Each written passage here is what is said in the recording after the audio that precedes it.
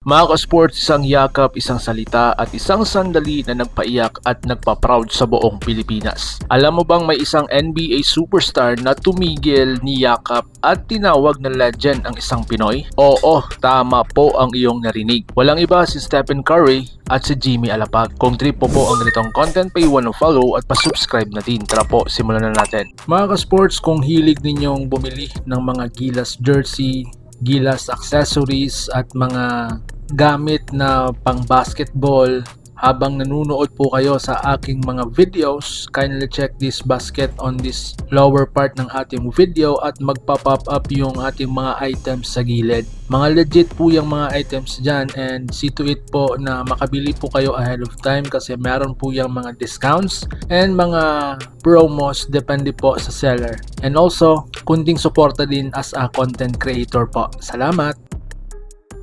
Habang milyon-milyon ang humahanga kay Stephen Curry bilang isang greatest shooter sa kasaysayan ng NBA, isang Pinoy naman ang hinangaan niya pabalik. Hindi po artista, hindi influencer, kundi isang Gilas Pilipinas captain noon. Walang iba si Jimmy Alapag. Sa isang simple pero makaisasayang tagpo, makikita si Stephen Curry na niyakap si Jimmy Alapag. Ngumiti at malinaw na sinabi ang salitang legend. Grabe ha, hindi ito biro. Kapag ang nagsabi ng legend ay isang 4 times NBA champion, 2 times MVP, and of course, greatest shooter in NBA history, ang ibig sabihin po niyan, iba ang respeto, iba ang bigat. So mga sports, bakit malaki ito para sa Pilipinas? Si Jimmy Alapag ay hindi lang basta player, isa siyang simbolo ng puso ng Gilas Pilipinas. Maliit ang kanyang height pero malaki sa tapang, leader sa loob at labas ng court. Isang tunay na floor general at ngayon kinilala siya ng mismong NBA icon. Patunay lang na hindi lang NBA ang sukatan ng greatness, hindi po adlang ang pagiging Pinoy at may lugar ang Pilipinas sa world basketball. Para sa mga Pinoy hoopers, para sa mga batang nangangarap, para sa mga minsang minaliit sa international stage, ang moment na to ay nagsasabing kita kayo ng mundo,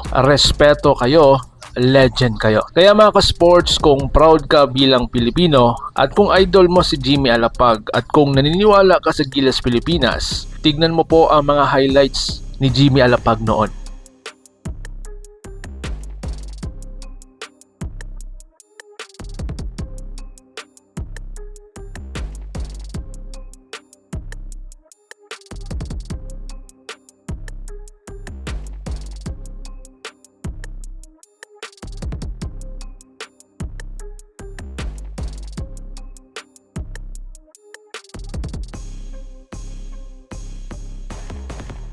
At kung nagustuhan mo po ang video, i-like ang video, i-share sa kapwa Pinoy fans, at mag-subscribe para sa mas marami pang proud Pinoy moments. Laban Pilipinas, puso, so paano? Ingat po kayo. He came in and warmed up, I believe, in the Chris Webber and ones. Last game, he wore the Monte Ellis and ones to the game. This is the starting lineup Steve has stayed with the past 10. Post will push in the mid-range. Keon Ellis' job is to slow down Steph and Curry. Mga ka-sports, kung hilig ninyong bumili ng mga Gilas jersey, Gilas accessories at mga gamit na pang basketball, habang nanunood po kayo sa aking mga videos, kindly check this basket on this lower part ng ating video at magpa-pop up yung ating mga items sa gilid. Mga legit po yung mga items dyan and see to it po na makabili po kayo ahead of time kasi meron po yung mga discounts and mga promos depende po sa seller. And also, kunting suporta din as a content creator po. Salamat!